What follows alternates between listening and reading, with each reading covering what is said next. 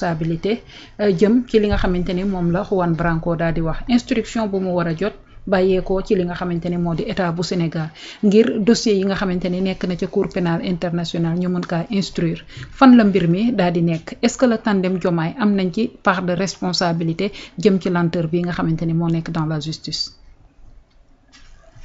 Bon, la responsabilité est toujours établie parce que ñoom ñooy diriger. Donc ça c'est une responsabilité morale xam nga tey réew mi lu fi dox dañ naan Diomaye la ak Sonko. lu fi doxul dañ naan Diomaye la ak Sonko. parce que c'est la responsabilité morale bi nga xamante ne moom moo tegu seen kaw. La preuve bi lay wan ni y a des blocages mooy la sortie de Sonko. C'est-à-dire si tout allait bien lépp la nga xamante ne fa mu war a jaar mu ngi fay jaar mu ngay dox na mu war a doxee mais je ne pense pas que Ousmane dina génn naan laissez-moi gouverner. Qui ne le laisse pas gouverner. xam nga loolu c'est une question que personne ne s'est posée. Parce qu'en vérité personne ne voulait que yëf yi di perdurer di am benn tension ambiante boo xamante ni dafay nekk ci réew mi. N'est-ce pas? Qui ne le laisse pas gouverner? Question boo ko posé ñu bari seen xel mën naa dem immédiatement ci président Diomaye Faye alors que mën naa bañ a nekk sax moom mën na nekk des gens yoo xamante ni moom liy volonté am ñoom am nañ le pouvoir de pouvoir ne ko defuñu lool wala def leneen parce que encore une fois. Quand le Premier ministre donne une instruction par exemple au ministre de la Justice kooku jox instruction par exemple le ministre bi nga xamante ne le procureur mais procureur bi après bu fekkee dafay liggéey mais bu ci defee lenteur wala dara Premier ministre peut-être mën na ko impacter alors que moom yoonam nekku ci bu jógee ci moom dem par exemple ci juge d'instruction mu am foofu lenteur su boobaa nag absolument dara la ci mënatul sax donc mi ngi noonu léegi nag Premier ministre l'a déjà dit état gouvernement moom mooy définir la politique judiciaire ñoom ñooy joxe des orientations te man jàpp naa ni sa supérieur hiérarchique bu la joxee ay dossiers mën na la ne bii ci dossiers yi traiteel ma ko en urgence. moo tax ma jàpp ne dossiers yi nekk ci procureur il faudrait que le ministre de la justice joxe ay instructions ne nañ ko traiter en urgence. léegi nag li tax man à chaque fois may bàyyi benn prox ndoll du ma di bàyyi benn nu ma koy tuddati. Parce que en vérité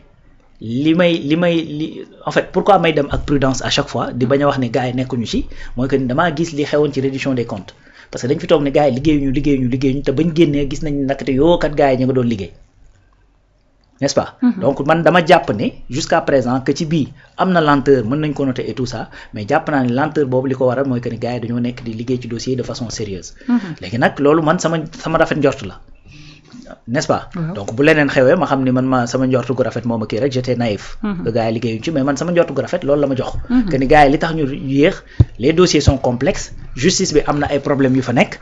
am na ay blocages yoo xamante ni certains dañ ci nekk parce que tamit c'est pas des dossiers qui sont simples et c'est des dossiers yoo nga xamante ni bis bu éclaté forcément dina am tur yu ciy génn yoo xamante ni ben ñooñu duñ bëgg loolu génn quand même. N'est-ce pas? Parce que ancien régime bi moo fi nekkoon.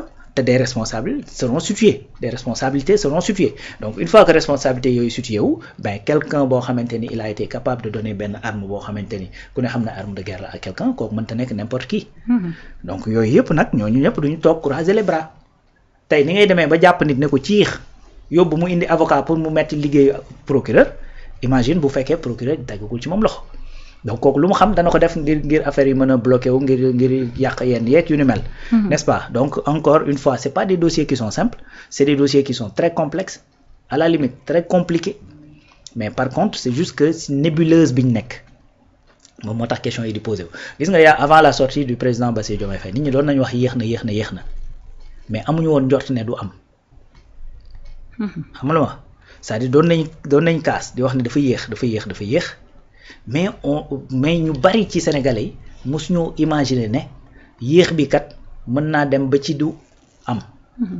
Donc après bi ñu déggee affaire réconciliation paix et cetera la nit ñi commencé di jeexi jaaxa doute bi installé wu ba coow li xaw a bari mais pour man actuellement li nga xamante ni moom la gars yi di def mooy peut-être ñi ngi ci. am na nag lenteur mooy li ma wax ci kii lenteur yooyu li ko mën a expliquer bari na mën na nekk pléthore de dossiers mën na nekk nit yi nga xamante ni bari wuñ fa. ressources humaines bu doyul mën na nekk effectivement des blocages dans la justice même wala bokk ci ñeneen ñoo xamante ne nekkuñu ci biir justice mais ñoom ñoo war a peut-être génn dem laajte jëkk yu ne mel donc loolu lépp lu mën a nekk la. parce que tey su fekkee nag da ngaa war a dem saytu parce que xam nga tey. li tax may wax lii mooy boo xoolee ñiy wax naan central lañ ñu defee nangam lañ ñu torturé mais ñooñu dañ lay tuddal ay tur dañ naan la ba ma fay dem jour sangam diw moo fa nekkoon n'est-ce pas. Donc diw moom est-ce que dina faciliter la tâche aux gens pour que ñu ñëw rek accéder ci ay informations yoo xamante ni da koy inculper moom. Donc tout ça dafay tegu sur la table parce que dès l'instant qu'on parle de FDS ça devient complexe et ça devient compliqué du ñoom kese nag parce que gis nañu FDS yi ci terrain bi gis nañ ñeneen ñu FDS ci terrain bi. Par exemple tey le cas de Babacar bis boo ko doon traité mais il faut nga laaj FDS yéen ñi ko jàppoon nii di ko yóbbu si seeni loxo la ko li dalee du seen loxo et cetera ki du mel. Tu vois la complexité de la chose. Effectivement moo tax du lu simple. du lu simple. Man encore une fois li tax ñu ciy wax ju bari ji rek mooy que ni dañoo dem ba benn moment am ay discours yu génn et puis on avait un doute que ni mbaadu dañuy bëgg après def réconciliation sans que pour autant ñu xam la vérité. Donc nag gars yi wax nañu wax ba actuellement il y a des informations qui sortent déjà pour le cas Mancabou am na kuñ ci woo laaj ko c'est une avancée ak nu mu mënti demee. C'est une avancée. N'est-ce pas? Donc on attendra de voir en tout cas. Juan, je pense qu'il doit prendre son mal en patience. Parce que déjà dans ce pays-là, c'est un peu lent.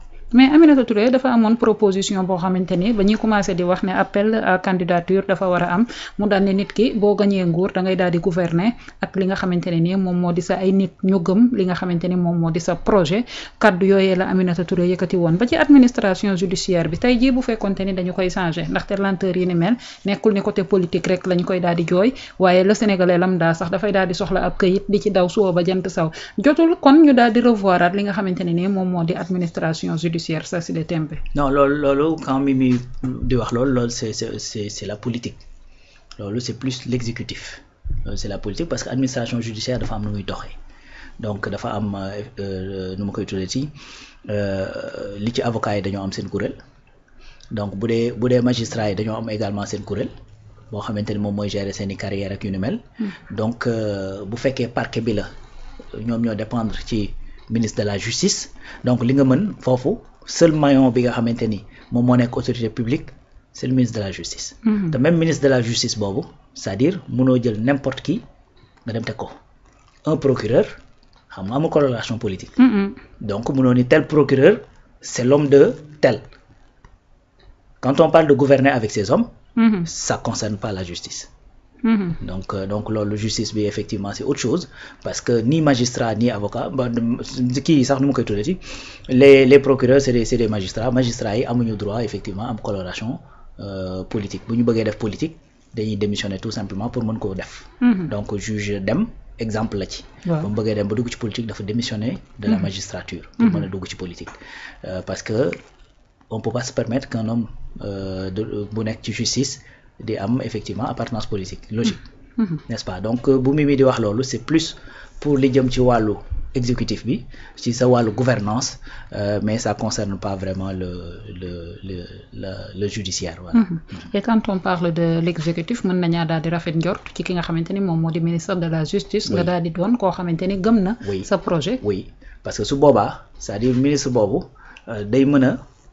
boo nee il faut ñu accélérer la cadence parce que loolu lañ diggee woon ci loolu ba ci campagne bi day xam li ngay wax xam nga loolu xam nga ministre de la justice boo xamante ne dafa nekk politique ndama ngi ci gàccee ngi ci parce que mën naa def yoo xamante ni après mën naa indi ay problème ndax déjà yàgg nañ di kaas naan par exemple nit mënut a nekk juge et partie. mënoo nekk ministre de l'intérieur nekk di organiser les élections par exemple ba pare far ci benn côté.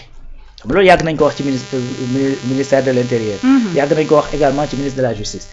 avantage bi mooy su fekkee nekkul homme politique c'est-à-dire dafay moom li koy ñor mooy justice naka la ñuy def pour moom donc bu laajee 19 bu laajee 20 jours lay jël même su fekkee yow 2 jours nga ko soxla n'est-ce pas.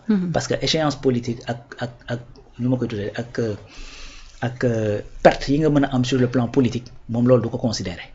Par contre boo amee ministre de la justice boo xamante ni dafa éminemment politique su boobaa dafa am loo xamante ni da koy sóor par exemple les nu ma koy tuddeeti promesse électorale da koy bàyyi xel.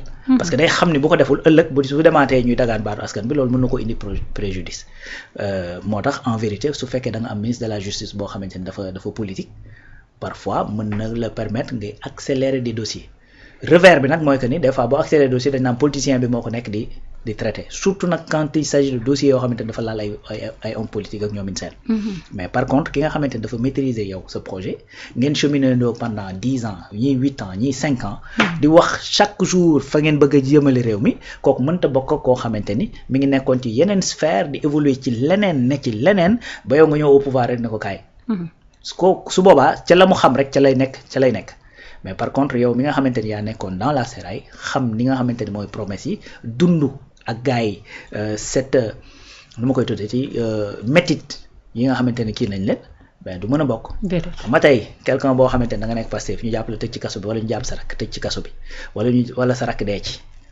ben su boobaa munoo bokk ni ngeen di yëgee ak Rawaan Mbengue bi nga xamante ni xolam bu rafet donc moo koy topp ba tax bu gisee ni le jeune Cheikh Wade niñ ko defee mu mën ko metti ba mu koy wax chaque jour donc tey man lu mu metti ci man ka bokk ak Cheikh Wade lay gën a metti. effectivement lu mu metti ci man ñi bokk Pastef lay gën a metti parce que c'est en leur nom que ces gens là sont sortis. ñenn ñi te du ñëpp sax ñoo génnoon am na ñoo xamante ni seen yoon nekkul woon ci manifestation yi n'est-ce pas. donc loolu la je pense que loolu mooy différence bi rek entre un ministre boo xamante ni. ses propres hommes lañu ak koo xamante ni du moom. d'ailleurs dans les pays yi nga xamante ni ñooy pays yu mag yi nii ngay dégg c'est-à-dire des gens mettent leurs propres hommes à des postes yoo xamante ni. ben duñ sax avocat wala duñu magistrat par exemple mën nga dem dans un pays nga fekk un ministre de la justice boo xamante ni c'est un éminent politique mën naa am nekkul sax acteur de la justice. c'est des hommes de confiance. très bien. mu ngi noonu dañuy bàyyi lépp loo xamante ni dafa daal di xeetoo ak wàllu justice bi waxtaan ci beneen ponk boo